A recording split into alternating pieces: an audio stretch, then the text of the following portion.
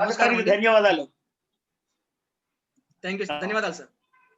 ఇవాళ ఈ కార్యక్రమంలో పాల్గొంటున్న శ్రోతలకే కాదు, ప్రేక్షకులకు, కవితా పఠన భాగస్వాములకు, సోదరులకు అందరికీ నా చైతన్య సమితి, లక్ష్య సాధన ఫౌండేషన్ సంయుక్తంగా నిర్వహిస్తున్న కావ్యవనంలో నా కావ్యం విశాల శూన్యం పోయిన సంవత్సరం ముద్రితమైందని ఆత్మీయులు అంగీకరించారు. నాకు అభిష్టమైనటువంటి విషయం. దాన్ని మనం ఇవాళ కలిసి చదువుకోవడానికి అవకాశం చిక్కింది. ఈ కార్యక్రమం ఏర్పాటు చేసిన బడే సాబ్ గారికి, జేపీ వనిత్, డాక్టర్ జయప్రకాష్ గారికి, ఇతర మిత్రులకు నేను హృదయపూర్వకంగా ధన్యవాదాలు తెలియజేస్తున్నాను. ఆత్మీయులైన కళా జనార్దనమూర్తి గారు అధ్యక్షత వహించి ఈ కార్యక్రమం నిర్వహించవలసింది. ఈ జూమ్ తో కొందరికి ఇబ్బందులు ఉంటాయి. ఆ ఇబ్బంది ఏదో వారికి కలిగినట్టుంది. అందువల్ల వారు రావడము, తర్వాత అయినా మనం కలుసుకోవడానికి వీలుంటుందిలే అని ఒక సంతోషం. నేను నందిని సిద్ధారెడ్డి గారి ప్రాణహిత కావ్యగానం విని చాలా సంతోషించాను. మీరు చేస్తున్న కార్యక్రమం రూపం కూడా నాకు అర్థమైంది. ఆయన తర్వాత నా కార్యక్రమం ఏర్పాటు చేయడం మీరు చాలా సముచితంగా ఆలోచించారని నాకు చాలా స్పష్టంగా అనిపించింది. వారు తెలంగాణ రాష్ట్ర సాహిత్య అకాడమీకి అధ్యక్షులు, నేను ఆంధ్రప్రదేశ్ సాహిత్య అకాడమీకి అధ్యక్షుడిని. ఇద్దరిని పక్క పక్కనే ఉంచడం మీరు పాటించిన ఔచిత్యానికి గుర్తుగా ఉంటుందని నేను నమ్ముతున్నాను. ఈ రచన 2019లో రాసినటువంటిది. ఒక సంవత్సరం క్రితం ముద్రితమైంది. దీన్ని ఆవిష్కరించినప్పుడు చాలా చక్కగా మాట్లాడారు జనార్దన్ మూర్తి గారు. వారు ఈ కార్యక్రమంలో ఉంటే బాగుంటుంది అని నేను అనుకున్నాను. సరే, ఈ కొత్తగా వచ్చినటువంటి ఈ మన వ్యక్తులు కలుసుకోకుండానే అందరినీ సన్నిహితంగా ఉండే ఏర్పాటు మారినటువంటి ఈ జూము, వీటితో కలిగిన పరిస్థితి చాలా ఆనందదాయకంగా ఉంది. రోజులో ఎన్ని కార్యక్రమాలైనా పాల్గొనడానికి వీలైనటువంటి సందర్భంగా బాగుంది ఇది. దీనివల్ల ఈ ఏర్పాటు చేస్తున్నందుకు చాలా సంతోషమైనటువంటి విషయం. ఇది ఒక సంవత్సరం క్రితమే రాసింది అయినప్పటికీ ప్రతి సాహిత్యం మీద కాలం ప్రభావం ఉంటుంది. ఆ కాలం తీసుకునేటటువంటి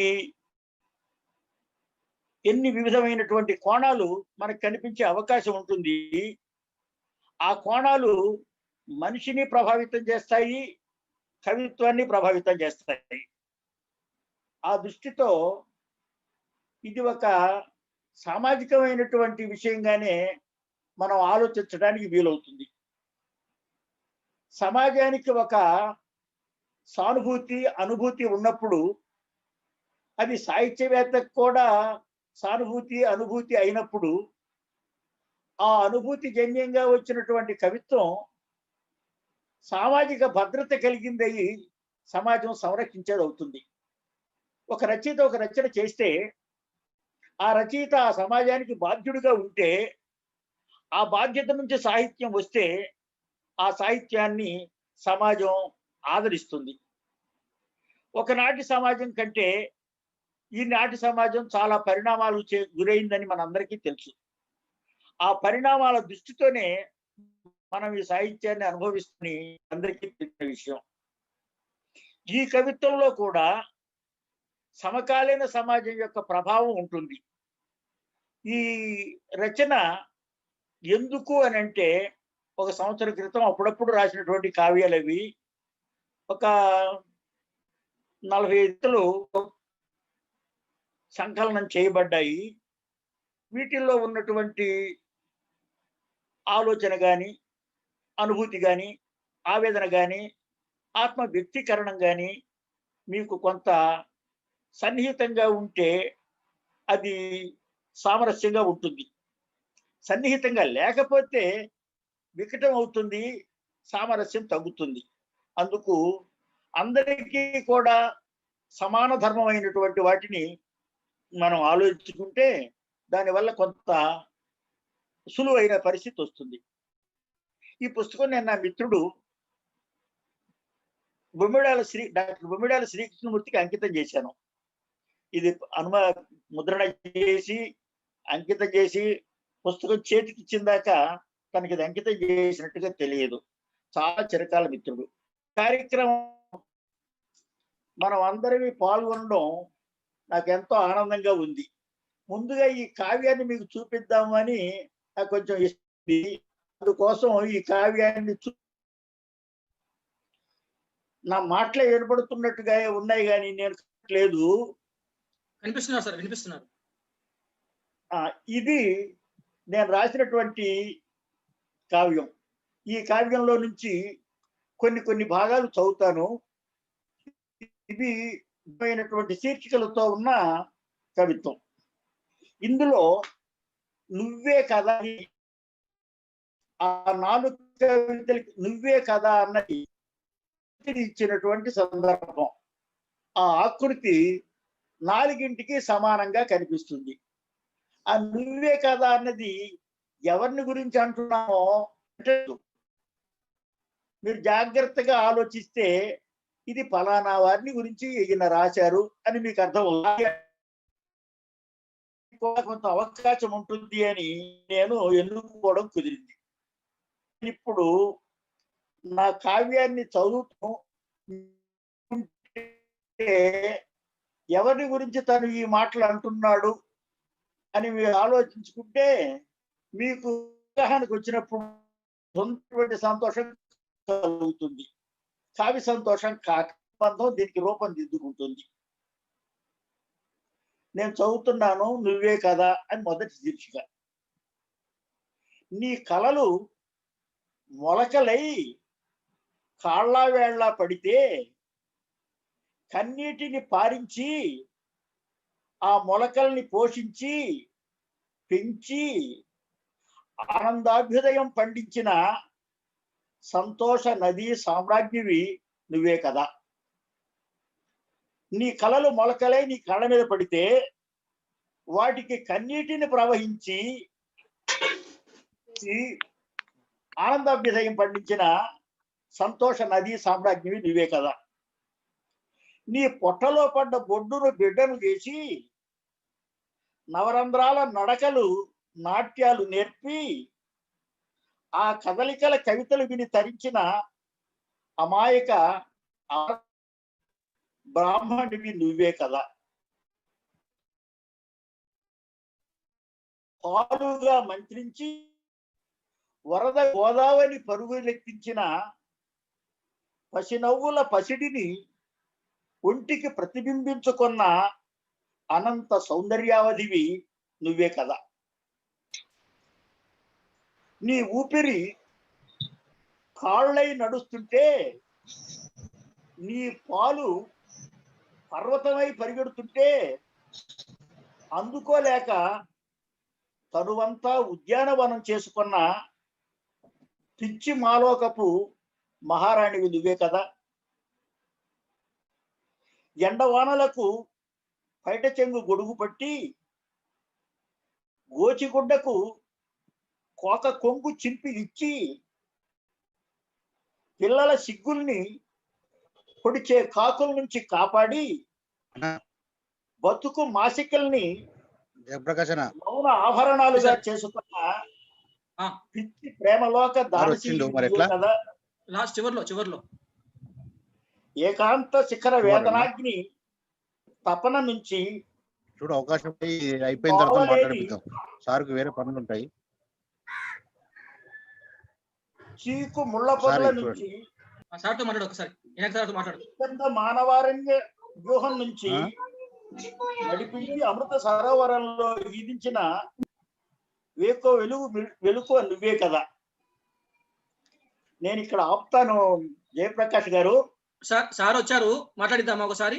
అదే అదే నేను ఆపుతాను. అలాగే సార్. ఆయన మాట్లాడి వెళ్ళిన తర్వాత మనం మళ్ళీ పునః ప్రారంభిద్దాం.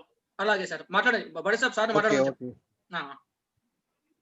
ధన్యవాదాలు సార్. సార్ జనార్దన్ మూర్తి గారు, కళా జనార్దన్ మూర్తి గారు, సార్ మీరు అన్మ్యూట్ చేసుకోండి సార్. అన్మ్యూట్ చేసుకోండి సార్.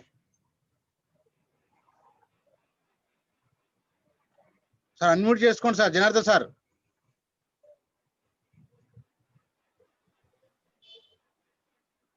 సార్ మీ వాయిస్ వినపడతలేదు. అన్మ్యూట్ చేసుకోండి ఫస్ట్.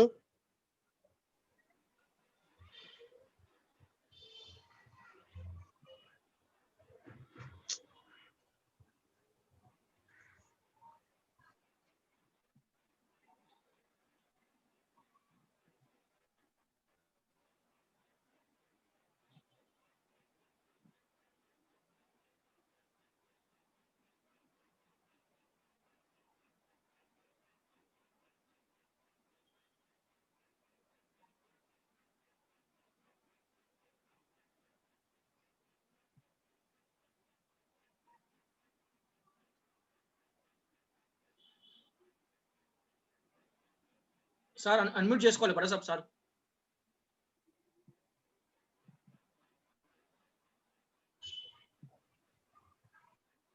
సార్ అన్మ్యూట్ చేసుకోండి సార్ జనార్దన్ మూర్తి గారు. మాట్లాడండి సార్. మాట్లాడండి సార్.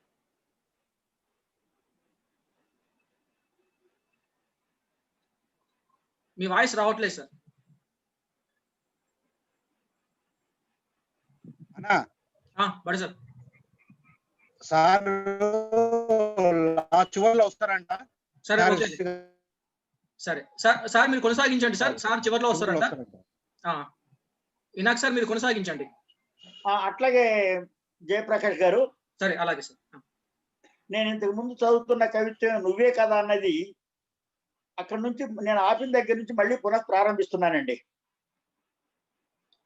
కనపడగానే కాళ్ళు చేతులు ఊపి ఎత్తుకోమని కళ్ళతో యాచించే నోరు లేని బిచ్చగాడిని దీవించిన విశ్వ ప్రేమ విజేతవు నువ్వే కదా.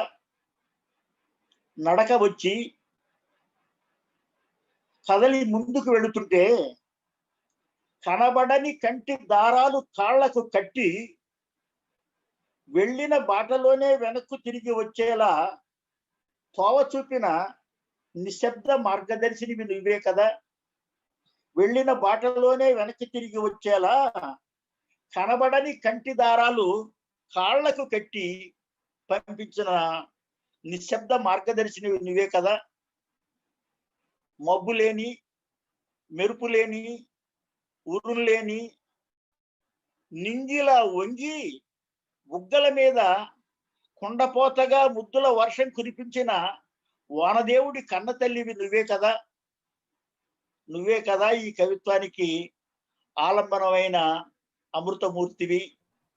ఇప్పటికి మీరు నా కవిత్వం వింటూ ఎవరై ఉంటారు, వానదేవుడి కన్న తల్లి ఎవరై ఉంటారు అని మీరు ఊహించి ఉంటారు. ఆ కన్న తల్లికి వందనాలు సమర్పిస్తూ నేను నా కావ్య పఠనం ప్రారంభించాను అని మీకు ఎప్పటికీ అర్థమై ఉంటుంది. రెండో కవిత కూడాను నువ్వే కదా అని. ఈ నువ్వే ఇంకెవరో మరొకరై ఉండాలి అని మీకు అర్థమై ఉంటుంది. చెమ్మగిల్లిన నా నేత్ర దర్పణాలలో ప్రతిఫలించిన స్వప్నానివి నువ్వే కదా. చెమ్మగిల్లిన నా నేత్ర దర్పణాలలో ప్రతిఫలించిన స్వప్నానివి నువ్వే కదా. నా తల విదిలించిన వెలుతురు తుంపరులు పట్టుకొని నెమలీకల పుస్తకంలో దాసుకున్న పసి మనసు నువ్వే కదా. జారే నా కన్నీటి బొట్టులోకి దూరి పగిలిన సూర్యకిరణం 7 రంగులైన హరివిల్లు నువ్వే కదా. జారే నా కన్నీటి బొట్టులోకి దూరి పగిలిన సూర్యకిరణం 7 రంగులైన హరివిల్లు నువ్వే కదా.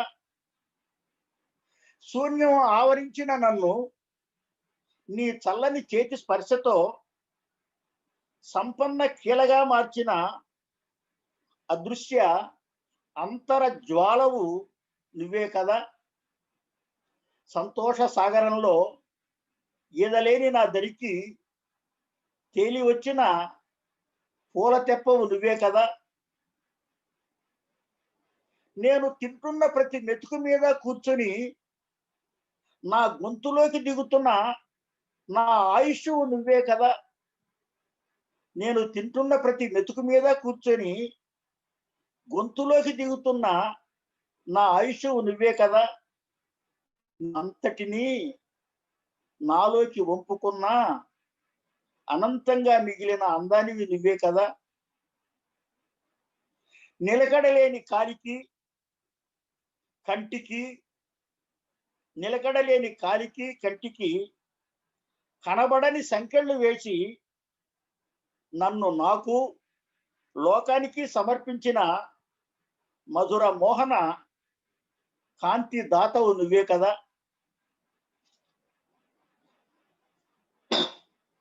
నీ గుండె నావ తుఫానులో అల్లాడినా నీ గుండె నావ తుఫానులో అల్లాడినా జీవన యానంలో అల్లకల్లోనూ కానీని ప్రశాంత క్షీర వారాసివి నువ్వే కదా. ఎక్కడున్నావు నువ్వు ఇప్పుడు? అమృత తరంగాల పాలకడలి అవని అంతా నువ్వే కదా. నువ్వు లేకుండా అవలే లేదు కదా. అవనిని చూస్తే నిన్ను చూసినట్లే కదా. ఈ కవిత ఇప్పటితో అయిపోతుంది. ఇందులో కొన్ని అంతా చదవడానికి అవకాశం తక్కువ ఉంటుంది కాబట్టి కొన్ని చదువుతున్నాను. మీరు ఎవరన్నా కావ్యం మొత్తం చదివితే మీకు వెంటనే స్ఫురించే అవకాశం వస్తుంది. ముందు చదివిన నువ్వు ఒక్కరైతే ఈ రెండోసారి చదివిన నువ్వు ఇంకొకరు అని మీకు ఇప్పటికే స్పష్టమైంది. ఇంకొక నువ్వే కదా, నువ్వే ఒక ఆకృతి ఇచ్చింది సాహిత్యానికి, ఒక రూపం. వచన కవిత్వానికి ఒక్కొక్క కవిత్వానికి ఒక్కొక్క రూపం ఉంటుంది. ఇక్కడ ఒక రూపంతో 4 కవిత్వాలు రాయడం ఉంది. ఒక రకంగా ఛందస్సు లాంటిది. విషయం వేరైనా నువ్వే కదా నిలబడి ఉంటుంది. ఈ 3వ నువ్వే కదా చదువుతున్నాను. ఆత్మీయులైనటువంటి సోదరులు వింటారని ఆశిస్తున్నాను. నీ ఆలోచనల్ని రక్షిస్తున్న తలగుడ్డ కుదురును నా తల మీద భద్రంగా కూర్చోబెట్టి వయస్సును జయించే భూమి భాషను నేర్పిన సరికొత్త అయ్యవారు నువ్వే కదా. నీ ఆలోచనల్ని రక్షిస్తున్న తలగుడ్డ కుదురును నా తల మీద భద్రంగా కూర్చోబెట్టి వయస్సును జయించే భూమి భాష నేర్పిన సరికొత్త అయ్యవారు నువ్వే కదా. మండుటెండ మోపు తెచ్చి, ఆయన తెచ్చిన మోపు మండుటెండ మోపు తెచ్చి చీకటింటిలో వెలుతురు పరిచిన సూర్యుడి చుట్టానివి నువ్వే కదా. అన్నం గిన్నెలోని 6 రుచులు నాకిచ్చి ఉమ్మి ఊటలో కొండ నాలుకను వీధించిన గజీతగాడివి నువ్వే కదా. చర్నాకోల చేతికిచ్చి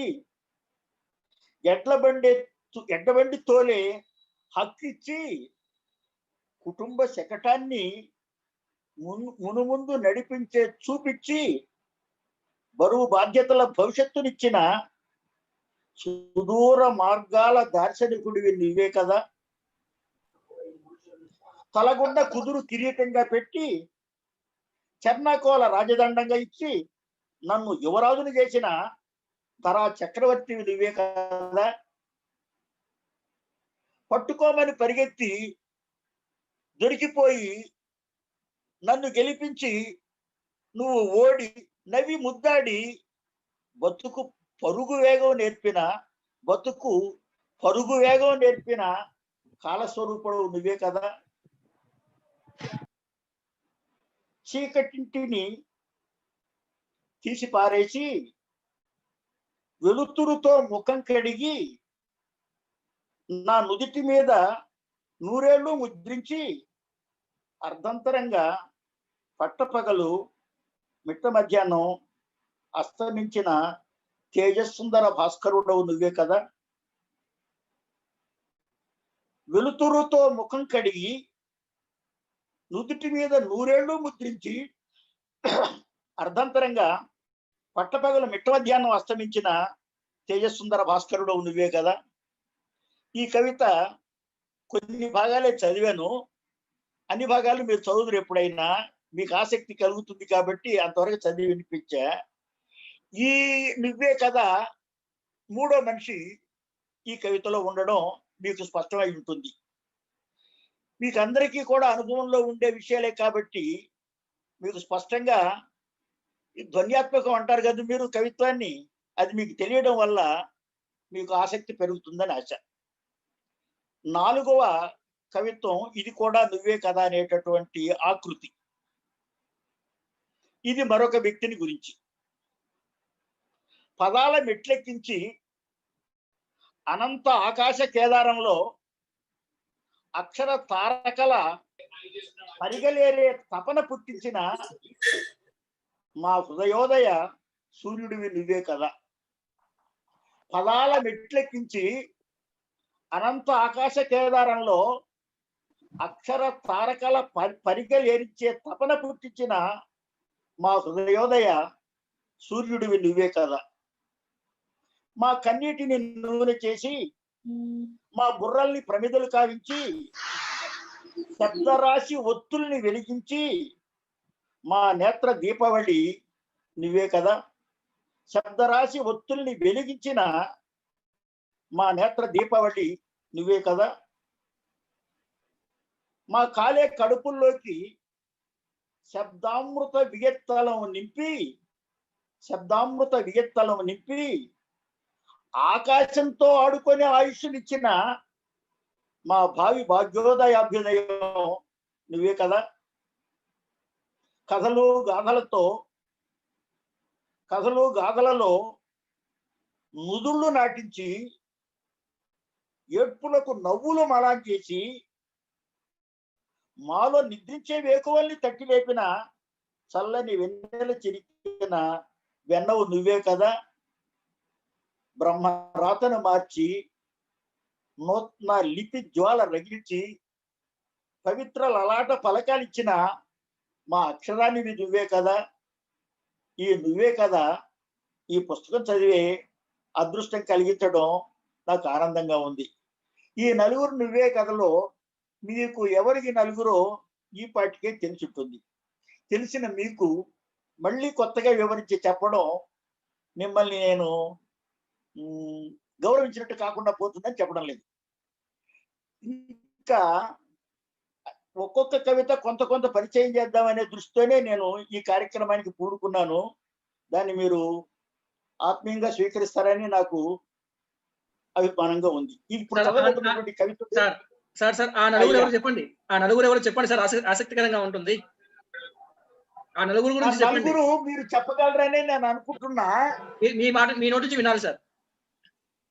సరే అయితే మొదటి నువ్వే కదా అమ్మ, రెండో మూడో నువ్వే కదా తండ్రి, నాలుగో నువ్వే కదా గురువు. మళ్ళా మీకేమైనా గుర్తు చేయాలంటే చేస్తాను. మీకు చదువుతున్నప్పుడే స్పష్టం అవుతుంది, అందులో ఏం సందేహం లేదు. మనసు పెట్టి వినడం ఒకటే. ఇప్పుడు మీరు బడే సాబ్ గారు మీకు సర్టిఫికెట్స్ కూడా ఇద్దామని బాగా సంతోషంగా ప్రకటించారు. అది ఈ సమయం నుంచే ప్రారంభం కావడం నాకు కూడా ఆనందంగా ఉంది. మీరు చాలా ఆసక్తిగా 80-90 మంది చేరడం, ఇంకెంతమంది వింటున్నారో అది చూస్తే చాలా సంతోషమైనటువంటి సందర్భం. అయితే ఇంకా చదివేవి అప్పుడప్పుడే స్పష్టంగా చెప్తాను. జయప్రకాష్ గారు సార్ ఇప్పుడు చదువుతున్న కవిత్వం పేరు కోతి. ఈ కోతి ఏమిటి అంటే ముందే చెప్పేస్తున్నా. మనం శృంగారం అన్నమో లైంగికం అండమో ఏదో అంటుంటాం కదా, దాన్ని మనం కోతి అంటున్నది.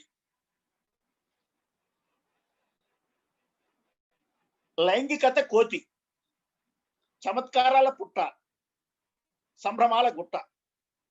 పరిమళ పుష్పం తెచ్చి పీకి దళాలు కుప్పబోస్తుంది. ఏ కొమ్మ మీద కుదురుగా కూర్చోదు, కొమ్మ కొమ్మకు దూకుతుంది. ఏది అక్కర్లేదు, అన్నీ కావాలని ఆరాటం.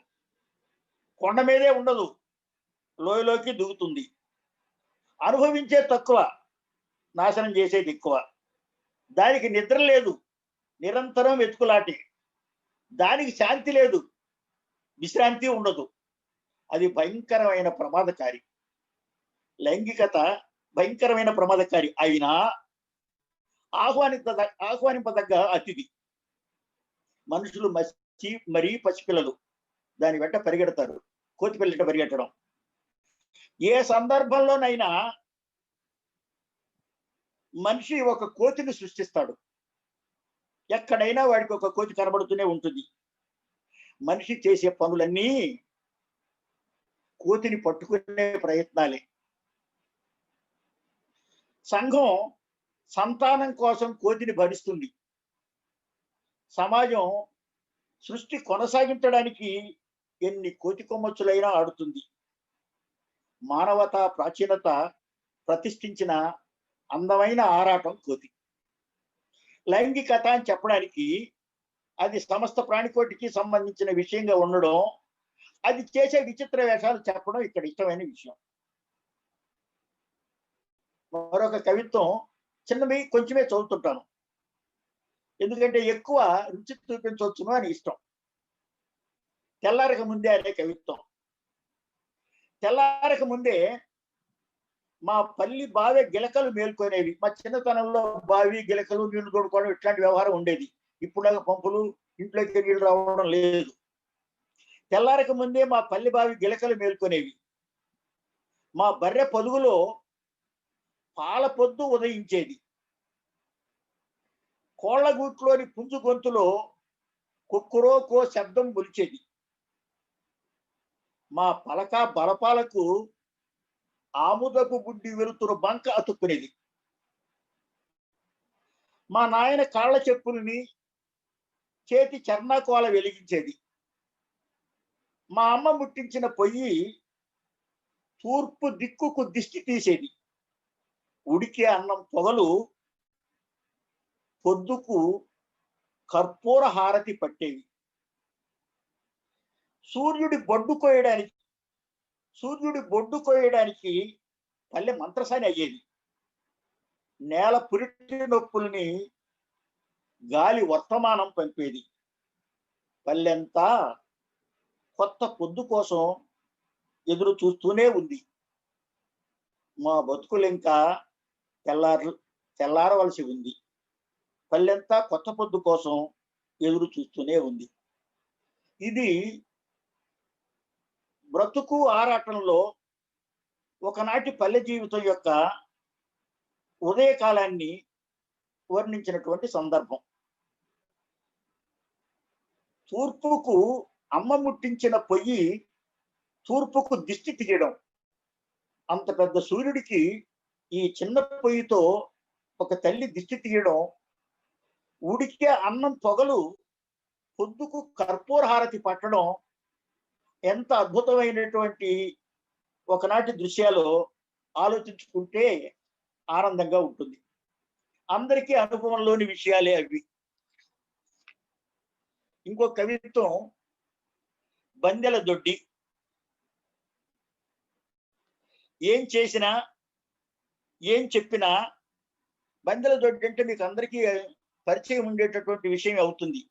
ప్రతి గ్రామంలో పడరాని చోట పడి మేరాని చోట మేస్తూ ఉండేటటువంటి పశువులు తీసుకొచ్చి గ్రామాధికారికి అప్పగిస్తే ఆయన బందెల దొడ్లో తోలితే ఆ పశువు యజమాని కొంత అపరాధం చెల్లించి ఆ పశువుని తీసుకుపోవాలి. అందుకోసం ఏర్పడినటువంటిది పశువుల దొడ్డి. ఏం చేసినా ఏం చెప్పినా గంగిరెద్దులు తలలూపుతుంటే పొద్దెప్పుడు పొడుస్తుంది, పొలం ఎప్పుడు పండుతుంది. ఆంబోతులు కదబలిసి ఆవుల్ని దాటలేకపోతే కామధేనువు కడుపెడుతుంది, పాల సముద్రం ఎండిపోక ఏం చేస్తుంది. మనుషుల్ని ఆంబోతుల్ని చేశాక పంటంతా నాశనం అవుతుందనో, కొవ్వు బట్టి కొట్టుకుంటున్నాయనో ఏడిస్తే ఏం లాభం. చర్నాకోలల్ని చేతిలో పెట్టుకున్న జనం దొంగగొడ్డును అదిలించకపోతే ఏం ప్రయోజనం. ఊరునే బందిలి దొడ్డి చేసిన జనం ఆంబోతుల్ని కట్టేయకపోతే ఏ న్యాయం. దొంగగొడ్డును శిక్షించవలసిన బందిలి దొడ్డిలో మనుషుల్ని బంధిస్తే ఏం మానవత్వం.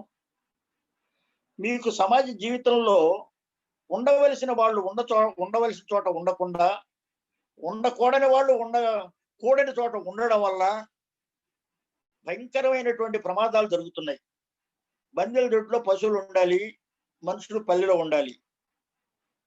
మనుషులు తీసుకెళ్లి బందెల దొడ్లో పెట్టిన సమాజం ఏ స్థితికి చేరుకుంటుంది అనేది దొంగగొడ్డును శిక్షించవలసిన బందెల దొడ్డిలో మనుషుల్ని బంధిస్తే ఏం మానవత్వం.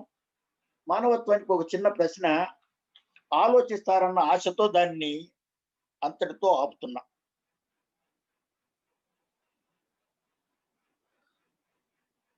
ఇంతటి దానికని ఒక చిన్న కవిత్వం.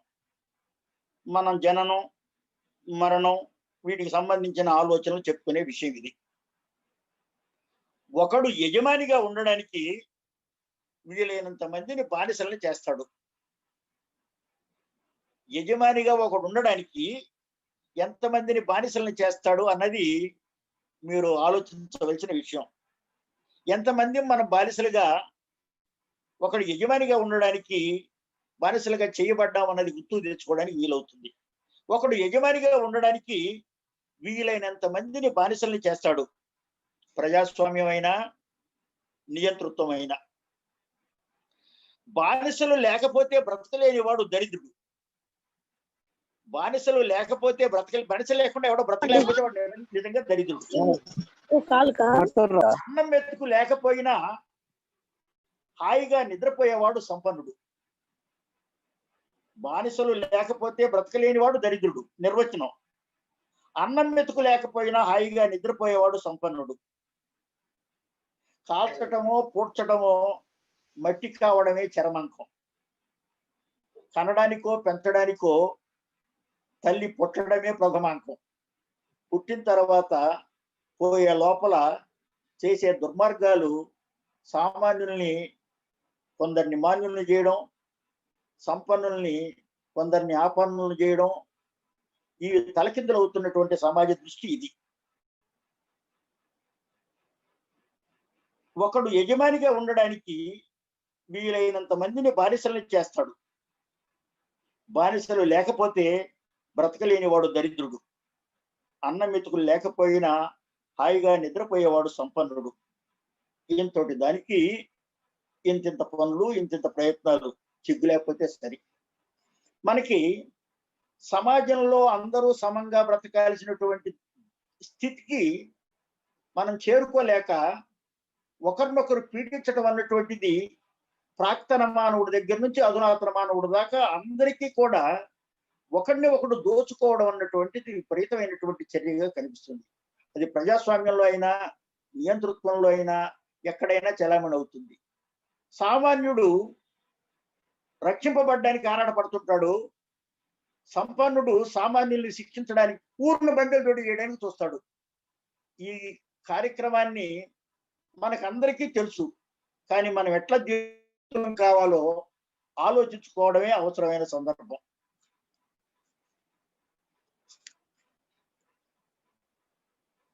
నేను పుట్టి పెరిగిన ప్రదేశం గుంటూరు దగ్గర వేజెడ్లు అనే గ్రామం.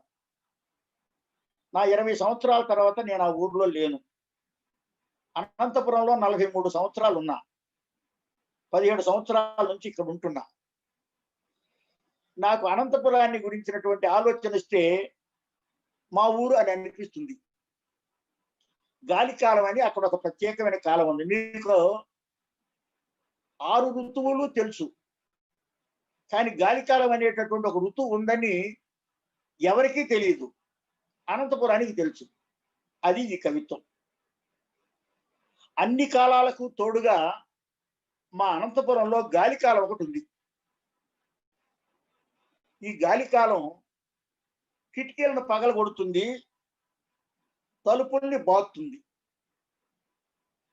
ఇళ్లను వీధుల్లో పెడుతుంది, వీధుల్ని ఇళ్లలోకి తెస్తుంది. కూర్చుకోలేక నానావస్థ పడతారు. ఇళ్లను వీధుల్లో పెడుతుంది, ఇంట్లో ఉండేవన్నీ కొట్టుకుపోతాయి.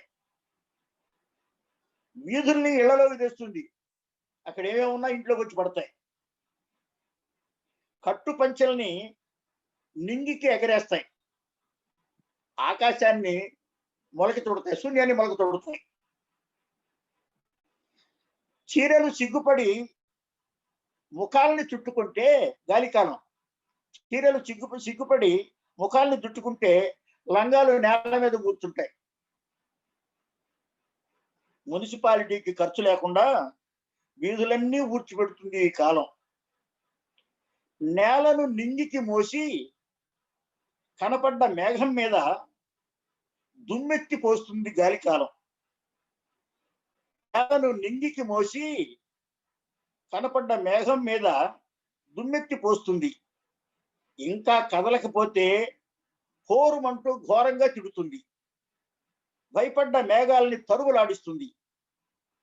పారిపోయిందాకా భూతు పురాణం విప్పుతుంది. మేఘం వెళ్ళిపోతే దానికి నిశ్చింతగా ఉంటుంది. తరమడానికి మబ్బులు లేకపోతే మాన మర్యాదలకు హాని జరిగినట్లుగా నీరసంగా నేలకు దిగి వస్తుంది. వానలు లేక, పంటలు లేక, వంటలు లేక సూర్యుడు పొయ్యిలో నిద్రపోతున్నప్పుడు అనంతపురం మీద విసుగు పుట్టి గాలికాలం నీలిగి చస్తుంది. ఎవరూ ఆహ్వానించకపోయినా వచ్చే ఏడు రావడానికి ఉత్సాహంగా వెళ్ళిపోతుంది. అనంతపురం ఎడారైందాక గాలికాలానికి నిద్ర పట్టేటట్టు లేదు. అక్కడ గాలికాలంలో మేఘాలన్నీ కొట్టుకుపోతాయి. ఇంకా ఏ రకమైనటువంటి మబ్బులు తరివేయబడతాయి. ఏమిటో పరిస్థితి అర్థం కాదు. ఇట్లా ఎందుకు జరుగుతుంది అని చాలా దిగులు పడే సందర్భం.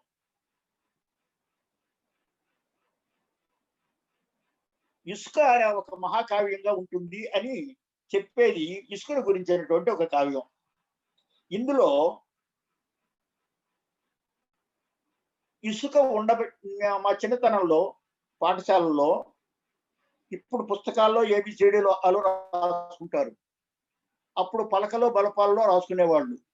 ఇంకా అంతకంటే ముందు స్థితిలో పలక బలపాలు లేని పిల్లలు అన్నీ ఇసుకలోనే నేర్చుకునేవాళ్ళు.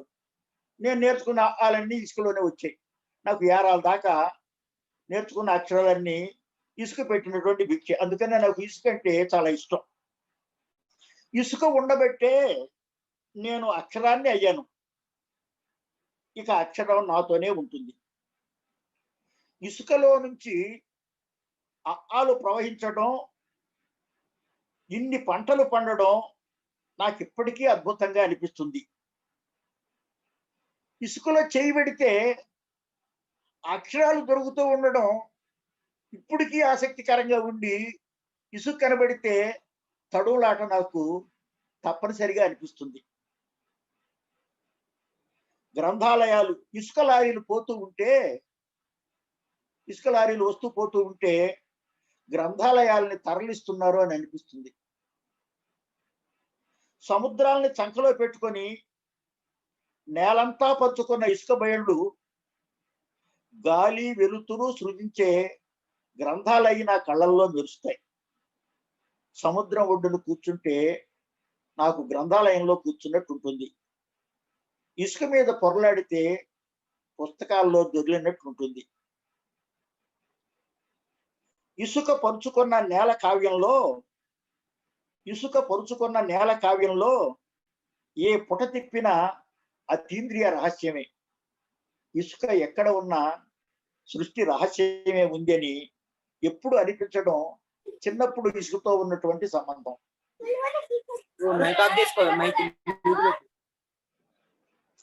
నా కవిత్వానికి పిల్లలు కూడా వినడానికి వచ్చినందుకు సంతోషంగా ఉంది.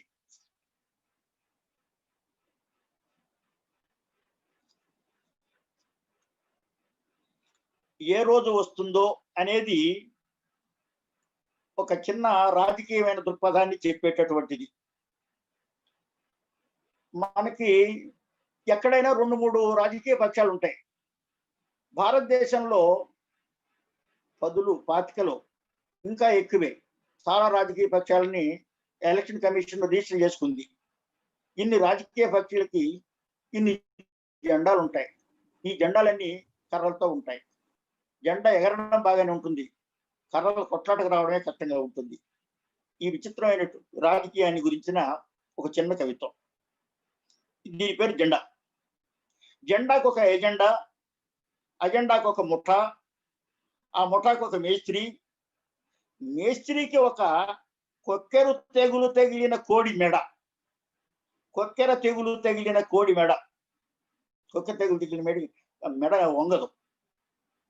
మేస్త్రి వస్తాడు, కాటా కుస్తీ వస్తాడు, బస్తీ మీద సవాల్.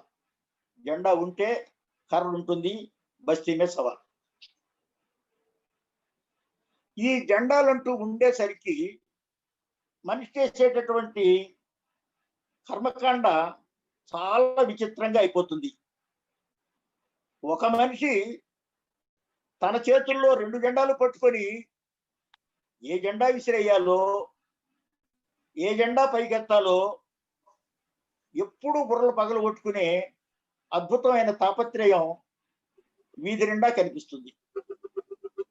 జాతీయ పతాకం తప్ప మరి ఏ జెండా లేని, స్వేచ్ఛ స్వాతంత్ర్య ఉషోదయాలు తప్ప భయం పీడ చీకట్ల నీడ లేని ప్రజాస్వామ్యం ఎంత దూరంలో ఉందో, ఏ రోజు వస్తుందో.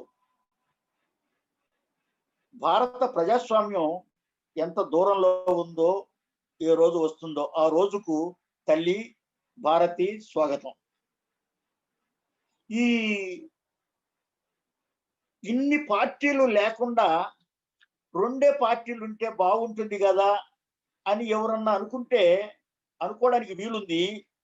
ఇంత వైవిధ్యం ఉండాల్సిందే అనుకునే వాళ్ళకి కూడాను బాగానే ఉంటుంది.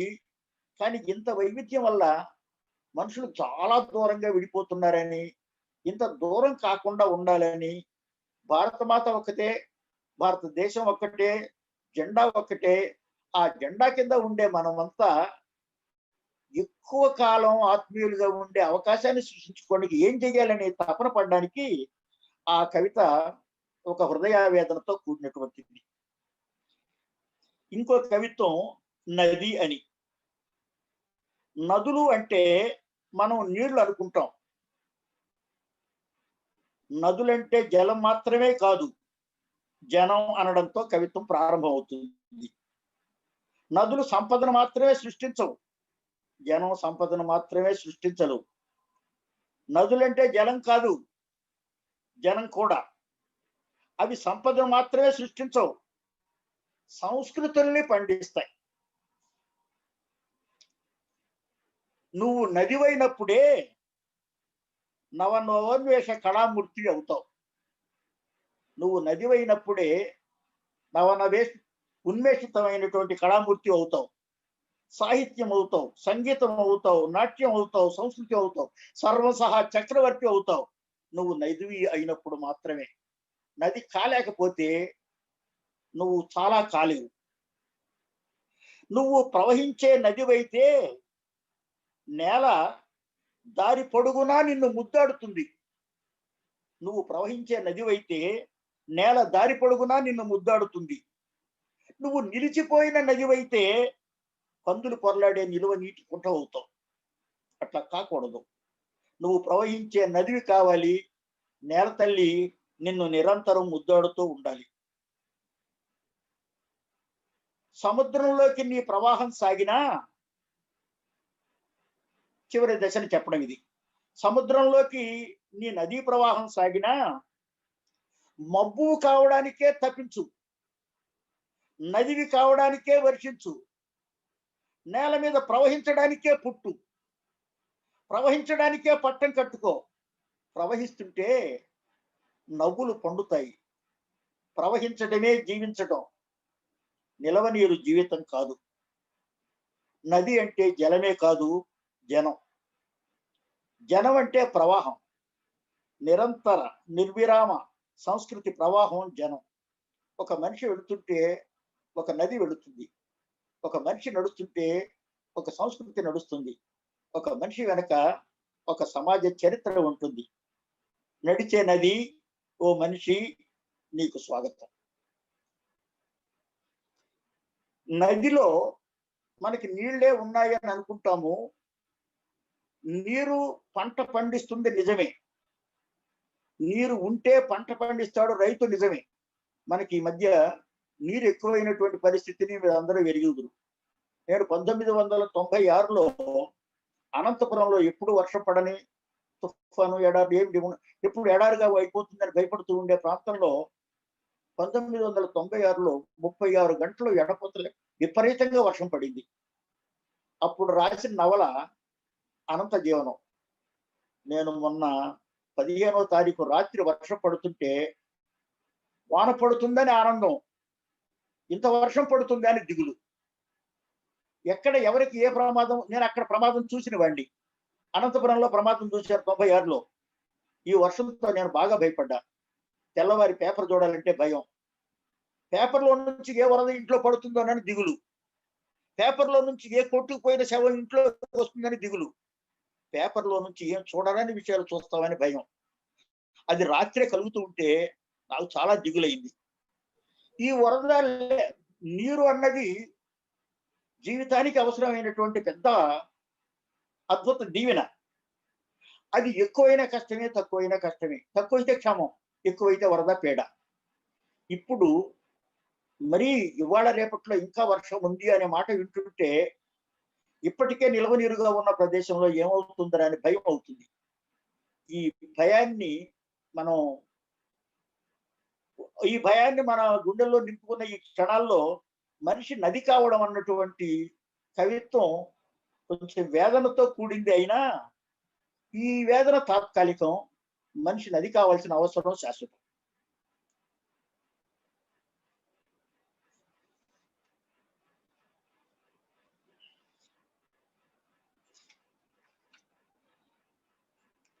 మనకి చిన్నపిల్లలు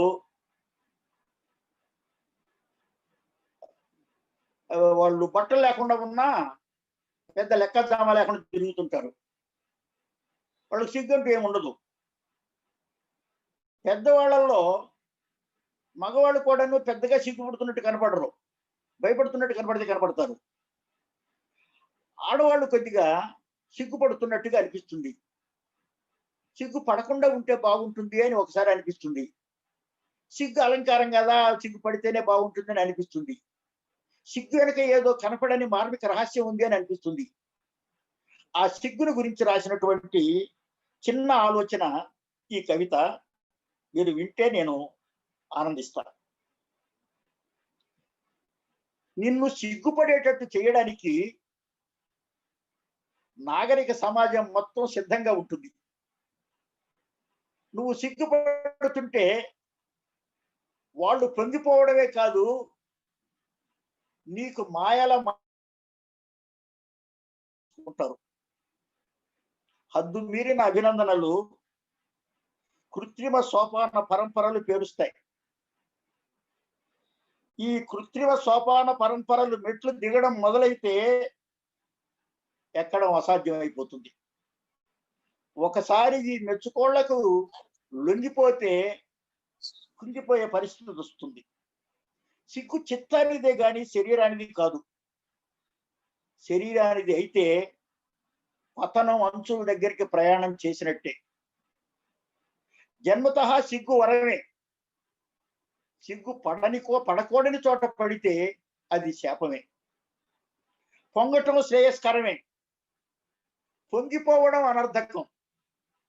హద్దులు లేని సిగ్గు అవధులు లేని ప్రమాద ప్రాంగణం. నిన్ను నీకు నాకు లోకానికి చూపేది నీ వ్యక్తిత్వం కానీ నీ సిగ్గు కాదు. సిగ్గు అందమే, ఆనందమే, కానీ అందం ఆనందం సిగ్గు కారాదు. సిగ్గు పరిమితంగా అద్భుతమైన వరప్రసాదం, అపరిమితమైతే అనూహ్యమైన ప్రమాద ప్రాంగణం. ఈ సిగ్గుని గురించి చెప్పడానికి జాగ్రత్త అవసరమే. సిగ్గులేని వాడు సిగ్గులేని మనిషి అని అనడం మామూలుగానే ఉంటుంది. సిగ్గు పరిమితంగా మంచిది, అపరిమితమైతే చాలా సమస్య. ఒక వయస్సుకు అనుకూలం, అన్ని వయసులకి అది అనుకూలం కాదు. చిన్నపిల్లలకి సిగ్గు ఉండదు, క్రమక్రమంగా సిగ్గు వస్తుంది, క్రమక్రమంగా తగ్గుతుంది. ఈ వచ్చిన కాలంలో ఎంత సిగ్గు ఎంతవరకు ఉపయోగించడం అన్నటువంటిది వరాన్ని శాశ్వతంగా వాడుకోవడం, వరాన్ని సొంతంగా వాడుకోవడం, అది శాపంగా పరిమణించకుండా చూడడం. శాపంగా పరిణమించింది అని అంటే మనం ప్రమాద ప్రాంగణంలో పడ్డట్టే. ఎవరైనా సరే సిగ్గుని సుకుమారంగా వాడుకోవాలి, అది అద్భుతమైనటువంటి అలంకారంగా ఉపయోగించుకోవాలి అని చెప్పడం ఈ కవిత లక్ష్యం.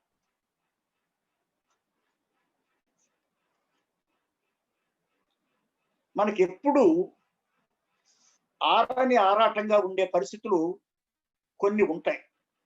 ఇది ఎందుకు మనకి తీరని ఆరాటం ఉంటుంది అని. ఈ సమాజంలో చాలా సందర్భాల్లో ఆశించేది ఒకటవుతుంది, సంభవించేది మరొకటి అవుతుంది. ఆశించేదానికి భిన్నంగా సంభవిస్తే ప్రమాదంగా కనిపిస్తుంది. ఆశించింది సంభవిస్తే అంతులేని సంతోషమో దుఃఖమో కలుగుతాయి. ఈ ఆశకి సంభవానికి మధ్య ఉండేటటువంటి ఒక నిశ్శబ్ద దారాన్ని, చిన్న దారాన్ని వెలికి పట్టుకోవడం ఈ కవితలోని విషయం. ఏకాంత శబ్దశూన్య మందిరంలో, శబ్దం లేదు అక్కడ, ఏకాంతం. ఏకాంత శబ్దశూన్య మందిరంలో వడ్డించని విస్తరి ముందు, ఈ వడ్డించని విస్తరి ఏమైనా అన్నమే కాదు, భవిష్యత్తు ఏదో ఉందనేటటువంటి ఆశని వడ్డించి ఆ ఆశ కనపడకుండా పోతే ఎటువంటి పరిస్థితి వస్తుందో చెప్పడం. ఏకాంత శబ్దశూన్య మందిరంలో వడ్డించని విస్తరి ముందు వేల ఏళ్లుగా ఎదురు చూస్తున్న ఆశాదగ్ధ హృదయార్థికి విముక్తి ఎప్పుడు? ప్రపంచం అంతటా కూడా ఆకలి తీరడానికి మధ్య ఆరాటమే బ్రతుకు మొత్తము చేస్తున్నటువంటి పోరాటం.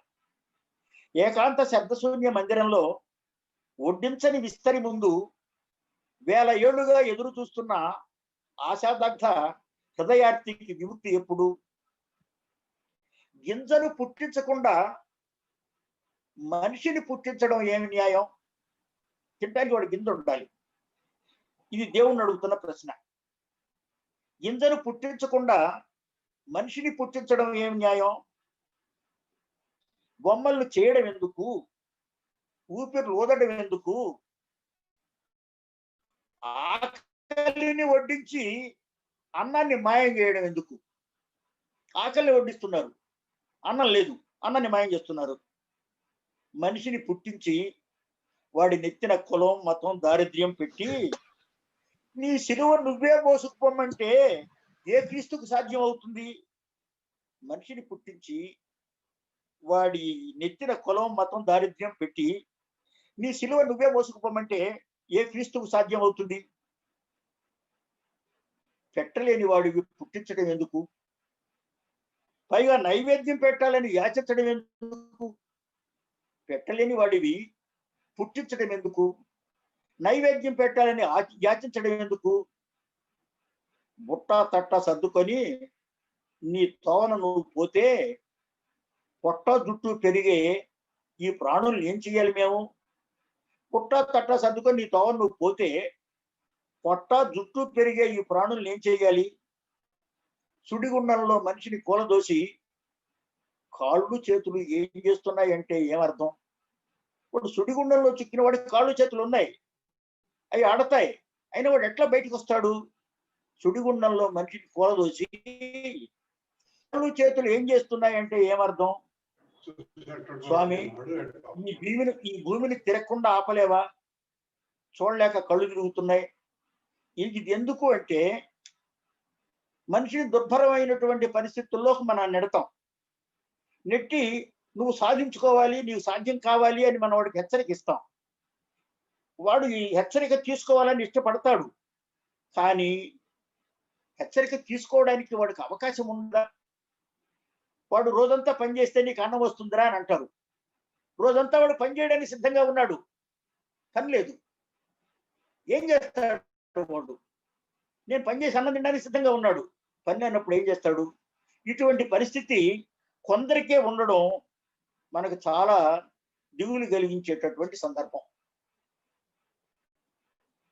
ఓ చిన్న కవిత్వం. నాకు జయప్రకాష్ గారు ఇంకా 10 నిమిషాలే సమయం ఉంది అని అనక ముందే నేను ముగించగలనని మీకు మనవి చేస్తూ ఈ చిన్నవి రెండు మాటలు చదివి మీకు నా కృతజ్ఞత తెలియజేస్తాను. చూపు అనేది కవిత్వం. చూపు అంటే చూడడం కాదు. చూడడం కాకపోతే ఏమిటి మరి? చూపు అంటే ఆలింగనం. చూపు అంటే అవని గగనతలాన్ని చుంబించటం. చూపు అంటే కన్నీరు, మనిషి కోసం మనసు కురిచే వాన. చూపు అంటే కన్నీరు, మనిషి కోసం మనసు కురిసే వాన. చూపు అంటే సంభాషణ, అదృశ్యంలోకి దృశ్యం ప్రవేశించడం, శూన్యంలోకి చైతన్యం ప్రవేశించడం, నిశ్శబ్దంలోకి శబ్దం ప్రవేశించడం, అదృశ్యంలోకి దృశ్యం ప్రవహించడం. చూపంటే అగోచరాలు దృగ్గోచరం కావడం, స్వప్నలాకాలు అమృతం పంచడం, బాల్యంలో మరిచిపోయిన అమాయకత్వం కావడం, నూతన సృష్టికి చూపు బీజం వేయడం. చూపు ఎదురు చూపు కావడమే చరితార్థం. నీ చూపు నిన్ను చూడడమే నిజమైన చూపు. మన చూపులన్నీ ఎదుట ఉన్నటువంటి దృశ్యాలనే చూస్తాయి. ఎదుట దృశ్యాలు ఉంటేనే చూస్తాయి, లేకపోతే శూన్యంగా నిలబడతాయి. నీ చూపు నిన్ను చూడడమే నిజమైనటువంటి చూపు. కళ్ళన్నీ చూడలేవు, చూచిన కళ్ళే లోక చలన సూత్రాలు. మనం ఏదైనా చూద్దాము అని అంటే ఎదుట ఏమైనా ఉండాలి. ఎదుట ఏమీ లేకపోతే ఏం చూస్తాము? ఇంతకు ముందు ఒక పెద్ద మర్రి చెట్టు ఉండేది. ఆ చెట్టును కొట్టేశారు. ఆ కొట్టేసిన చోటలో చెట్టు ఇప్పుడు లేదు. చూస్తుంటే అక్కడ శూన్యం కనిపిస్తుంది. ఆ చుట్టూ చూస్తే ఎంత శూన్యం కనిపిస్తుంది. అనంతమైనటువంటి శూన్యం, విశాలమైనటువంటి శూన్యం కనిపిస్తుంది. ఈ విశాలమైనటువంటి శూన్యాన్ని చూస్తున్నప్పుడు గుండె తరుక్కుపోతుంది.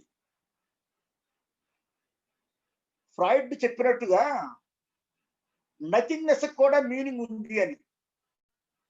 ఏమీ లేకపోవడం కూడా దృశ్యమే. అనంతమైనటువంటి శూన్యం కూడా విశాలమైనటువంటి శూన్యానికి పేరు. ఈ విశాల శూన్యం కూడా ఒక అద్భుత దృశ్యానికి నేపథ్యంగా ఉన్నది. అక్కడ ఏమైనా పెట్టవచ్చు, ఖాళీగా ఉంది కాబట్టి అక్కడ మీరు ఏమైనా నిలబెట్టవచ్చు. ప్రజాస్వామ్యాన్ని పెడతారా, మానవత్వాన్ని పెడతారా, దైవత్వాన్ని ప్రశ్నిస్తారా, మనిషిని అక్కడ మీరు ఏమి నిలబెడతారు? ఆ శూన్యాన్ని చైతన్యం చేయడానికి మీరు ఏం చేయబోతున్నారు? శూన్యటువంటి పంట పొలంలో గింజ పాతితే మొలకెత్తడం శబ్దం. నిశ్శబ్దంగా ఉన్నటువంటి చోట మనిషి తిరగడం అద్భుతం. ఏవి కనిపించని చోట రంగు గాలి తోలితే అదృష్టం. ఎండాకాలం దుమ్ము రేపుతూ వచ్చేటటువంటి గాలి అద్భుతంగా కనిపిస్తుంది. ఏమీ లేనటువంటి చోట విశాలమైనటువంటి శూన్యంలో శబ్దాన్ని సృష్టిస్తారా, మనిషిని సృష్టిస్తారా, రంగును సృష్టిస్తారా, ఆకారాలు సృష్టిస్తారా, లేని దాన్ని ప్రతిష్ఠిస్తారా, ఉన్నది అక్కర్లేదని తొలగించి కొత్త దాన్ని తీసుకొచ్చి పెడతారా? ఏం తెస్తారు మీరు? ఇంత విశాలమైనటువంటి శూన్యం ఉంది. చేయొచ్చు. మీరు ఇల్లు కట్టించుకుంటారా? నదిని ప్రవహింపజేస్తారా? అమలు పుట్టిస్తారా? అద్భుతమైన కారణమైన చేమల్ని పెంచుతారా? ఏం చేస్తారు? ఈ విశాల శూన్యాన్ని వినియోగించుకోండి అని చెప్పడం కావ్యం రాయడం జరిగింది. విశాల శూన్యం అంటే ఏమీ లేదని కాదు, ఏమైనా చేయడానికి కావలసినటువంటి ఖాళీ ఉంది. ఈ ఖాళీని మీరు ఎట్లా వినియోగిస్తారు? ఈ వినియోగించడాన్ని ఒక చిన్న నదిని తీసుకురండి, ఒక చిన్న ఉద్యానవనాన్ని చెట్టు ప్రతిష్ఠించండి, ఏమీ లేని చోట ప్రాణకోటిని నిలపండి. అన్నింటికంటే ముఖ్యం మనిషిని ప్రతిష్ఠించండి. మనిషిని మించినటువంటి సజీవ చైతన్యాన్ని మనం ఎక్కడా చూడలేదు. ఈ శూన్యాన్ని వినియోగించుకోండి అని చెప్పడం నాకు చాలా శూన్యం అని అంటే, శూన్యమే మనకి అద్భుతమైనటువంటి ఖాళీ.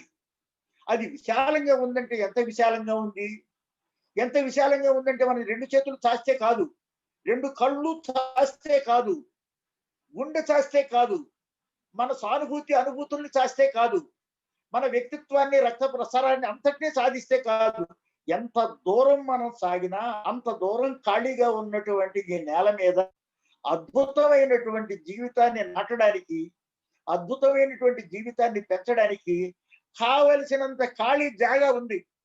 దీన్ని ఎవడో ఇంకా కబ్జా చేయలేదు. దీన్ని వాడుకుంటే అద్భుతంగా ఉంటుంది. ఈ విశాల శూన్యాన్ని సజీవంగా మార్చండి అని అడగడానికి నేను రాశాను అని మీకు తెలియజేసుకుంటూ, మీకు చెప్పుకోవడం అన్నటువంటి అదృష్టం కలిగి నేను ఆనందిస్తున్నా. ఇది ఒక చిన్న కవిత్వం. వసుదైక కుటుంబం అని మనం అందరినీ కూడా అంటూ ఉండడం. ప్రపంచం అంతా ఒకే వసుదైక కుటుంబం అని ఒక మాట, వసుధ ఏవ కుటుంబకం అని ఒక మాట మనం అంటుంటాం. ఇది భారతీయ సంప్రదాయం ప్రపంచానికి ఇచ్చినటువంటి అద్భుతమైన ఆలోచన. దీంట్లో మనం మొత్తం మానవ కోటి అంతా కూడా ఒకే కుటుంబం అనుకోవడానికి, ఇంతకుముందు బడే సాబు గారు నేను విపరీతంగా పొంగిపోయే ఒక అద్భుతమైన మాట అన్నారు. పలుకులూరు ఇనాక్ గారు కథలు రాసినా, నవలలు రాసినా, ఏం రాసినా బాగుంటుంది అని అంటూ ఆయన విశ్వకవి అన్నాడు. విశ్వకవి అన్నది నేను ఠాగూర్ దగ్గరే విన్నాను, కానీ నేను ఎక్కడ వినలా. విశ్వకవి సమ్రాట్ అని జోషువా గారిని అన్నా విన్నా. ఈయన తెలిసన్నా తెలియకన్నా అంత ప్రేమ కలిగిన మాట అన్నాడే అని బడే సాబ్ గారిని నేను నా ఆత్మీయుడిగా భావిస్తున్నా. ఇంట్లో స్వర్గం అన్నది వసుదైక కుటుంబం భావనని గురించిన గొప్ప ఆలోచన. భారతదేశం ఒకే కుటుంబం కాకే ఇన్ని మతాలు, కులాలు, వర్ణాలు, వర్గాలు పుట్టాయి. ఇన్ని ప్రాంతాలు, భాషలు, జాతులు, సంస్కృతులు పుట్టాయి. ఇన్ని సంక్షోభాలు, ఇన్ని విధ్వంసాలు పుట్టాయి. మనం ఒక కావడానికి ప్రయత్నం చేయలేకపోతే ప్రమాదాల్లో పడతాము అనడానికి ఇక నీ శాంతి సందేశం దయాధర్మ విధ్వంసక సూత్రం కారదు. అన్నదమ్ముల్ని హక్కున చేర్చుకుంటే అవని తలమే స్వర్గం. వీళ్ళు వాళ్ళు ఎవరో అనుకుంటే నేలంతా నరకం. నరకం అని ఎక్కడో లేదు. వసుదైక కుటుంబం కాకపోతే నేల స్వర్గం కాదు. నువ్వు గోతులు తొవితే నిన్ను పాతి పెట్టేవాళ్ళు వస్తారు. నువ్వు మంటలు రేపితే నిన్ను తగలబెట్టేవాళ్ళు వస్తారు. మనం ఎక్కడ జాగ్రత్తగా ఉండాలో ఆ జాగ్రత్తలు హెచ్చరించేటటువంటిది వసుదైక కుటుంబం. మనుషులంతా అన్నదమ్ములైతే రాక్షసులు సృష్టించే అవసరం లేదు. 10 తలకాయలు ఉన్నవాడు ఇక్కడ పుట్టాల్సిన అవసరం లేదు. మనం సహజీవనం నేర్చుకుంటే దేవుళ్ళే భూమి మీద మనతో తిరుగుతూ ఉంటారు. దేశమంతా ఒకే ఇల్లు అవుతుంది. ఇక ఇంట్లో స్వర్గం ఉంటుంది. మన స్వప్నం ఫలిస్తుంది. స్వర్గం జన్మించే రోజు మీ చేతుల్లో, మీ చేతల్లో, మీ చైతన్యంలో, మీ కంటి చూపులో, మీ కాలినడకలో ఉంది. చైతన్యాన్ని సృష్టించి ఈ దేశాన్ని వసుదైక కుటుంబం చేయమని, మనిషిని మనిషిగా ప్రేమించమని, ప్రేమలో చైతన్యాన్ని చూడమని చెప్పడానికి నేను పడిన ఆరాటం మీకు అర్థం అవుతుంది అని ఇంకొక మాట ప్రేమను చెప్పి నేను మీకు దగ్గర విశ్రాంతి తీసుకునే అవకాశం ఉంది. మనమంతా ధన్యులం కావాలంటే మనల్ని మనం అందరమీ ప్రేమించుకోకుండా ఉంటే కుదరదు. మనకు మనమే ఒక చిన్న గూడులో చిన్న గూట్లో దాక్కుంటే మనం సుఖంగా ఉండలేము. పక్కన ఉన్న వాడిని ప్రేమించకపోతే మన పక్కలో బల్లెం ఉందనే గుర్తు. మనం నడుస్తున్న దోవలో ఎదుటైన వాడిని ప్రేమగా శాంతంగా చూడలేకపోతే అహింసను ఎదుర్కోలేము, హింసను ఆహ్వానిస్తున్నామని అర్థం. మన జీవితంలో మనం ప్రేమించడం తెలియకపోతే తర్వాత చాలా చిక్కులు వస్తాయి. బలహీనుడని తరిమేస్తే అడవుల్లో తుపాకులు మొలవా. చిన్నవాడని తృణీకరిస్తే నగరంలో బాంబులు పేలవా. తమ్ముణ్ణి ప్రేమిస్తే తలలోకి అమృతం వస్తుంది. తమ్ముణ్ణి తన్నితే నీ తల తన్నేవాడు పుడతాడు. సోదర ప్రేమ లేనిది ఏం కుటుంబం, ఏమి రాజ్యం, ఏమి దేశం. సోదరత లేని కుటుంబం ఉల్లకాడు చిమ్మే విభూతి, నొసట పూసుకు తిరిగే సన్యాసి. అన్నదమ్ములంతా ఐకమత్యంగా ఉండకపోతే అనూహ్యమైనటువంటి ప్రమాదాల్లో దేశం పడుతుంది అని, ప్రమాదాలు కొని తెచ్చుకుంటుంది అని మనకి ఎప్పుడు అనిపిస్తూ ఉంటుంది. భారతీయులమంతా సోదరులం. ఉక్కుపోయిన తల్లికి పుట్టిన అన్నదమ్ములం. అన్నలు ఆదరించక, అమ్మలు అక్కున చేర్చుకోకపోతే ఈ దిక్కులు గారు నోటితో లాలిస్తూ నొసటితో ఎక్కిరిస్తే వీళ్ళంతా ఏమైపోతారు? మంట ఊరికే ఆరిపోతుందే, త్రేతాగ్నులు సృష్టించదా? విలువల సంస్కృతి సమస్తం మనం చూస్తూ ఉండగానే బూడిదగా మారిందని దిగులు పడేది ఎందుకు? అన్నలు ఆదరించాలి, అమ్మలు అక్కను చేర్చుకోవాలి, భారతీయులు అంతా సోదరులం కావాలి. ఉగ్గుపోయని తల్లికి పుట్టిన అన్నదమ్ములు అమ్మ ఉగ్గుపాలు తాగాలి, అమ్మ చేత లాల పోయించుకోవాలి, జోల పాడించుకోవాలి. అప్పుడు ధన్యమైన జీవితం వస్తుంది. ప్రేమావరణంలో పుట్టేటటువంటి మనం అదృష్టవంతులం అవుతామని నేను హృదయపూర్వకంగా నమ్ముతున్నాను. నా ఈ నమ్మకాన్ని ఆదరించే మీకు హృదయపూర్వకంగా ధన్యవాదాలు తెలియజేస్తున్నా. నా చేత ఒక గంట సేపు కవిత్వం చదివించే అవకాశం ఇచ్చి నన్ను కవిత్వం చదువుతూ 2 మాటలు చెప్పమంటే ఆ 2 మాటలు చెప్పేటటువంటి సందర్భాన్ని ఇచ్చిన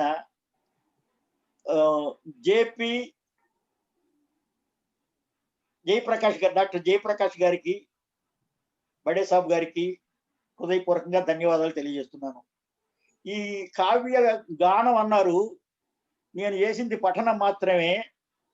ఈ పఠనానికి మధ్య మధ్య 4 మాటలకి నాకు అవకాశం ఇచ్చిన ఆత్మీయులైన తెలుగు భాషా చైతన్య సమితికి, లక్ష్య సాధన ఫౌండేషన్ వారికి నేను హృదయపూర్వకంగా ధన్యవాదాలు తెలియజేస్తున్నా.